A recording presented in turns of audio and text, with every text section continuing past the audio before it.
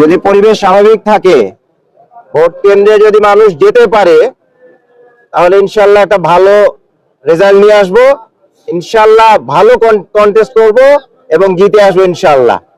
Vote দিতে যেতে পারবেন এটা মনে হচ্ছে কেন? আমার কাছে কেন জানি মনে হচ্ছে যে একটা মহল এখনো ষড়যন্ত্র করছে। রাজশাহী শান্তির নগরী হওয়ার পরেও একটা মহল ষড়যন্ত্র করছে। ভোট কেন্দ্রে যাওয়ার জন্য না যাওয়ার জন্য আমার লোকজনকে হুমকি ধামকি দিচ্ছে। আমার নারী কর্মীরা যখন ভোট চাইতে যাচ্ছে, গণসংযোগ করছে, তখন বিভিন্নভাবে হ্যারেজ করার চেষ্টা করছে। অলরেডি অনেক জায়গায় হ্যারেজ করা হয়েছে। আমরা এটা গোয়েন্দা সংস্থা সহ প্রশাসনকে জানিয়েছি।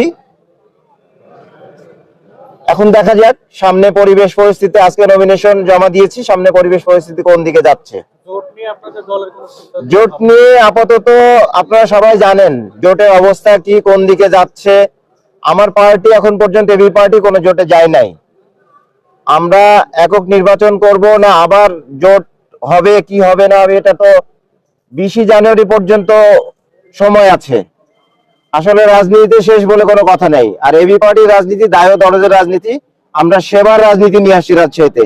আমরা রাজশাহীতে কোনো চাঁদাবাজ, কোনো মাফিয়া, কোনো টেন্ডারবাজকে আর কোনো সুযোগ দিব না রাজনীতি করার ইনশাল্লাহ। আমার বয়স 34 বছর, 37 বছর।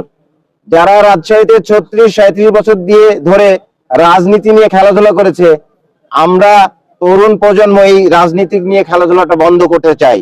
ইনশাল্লাহ রাজশাহীর জনগণ আমার পাশে আছে। আমি তরুণ প্রজন্মের ক্যান্ডিডেট হিসাবে যে সাড়া পাচ্ছি, ইনশাল্লাহ ভালো কিছু সম্ভব। ইনশাল্লাহ ভালো কিছু সামনে ওয়েট করছে। আসলে জেতাটাই আদর্শ না, লড়াইটাই আদর্শ আমার কাছে। আপনারা আমার জন্য দোয়া করবেন।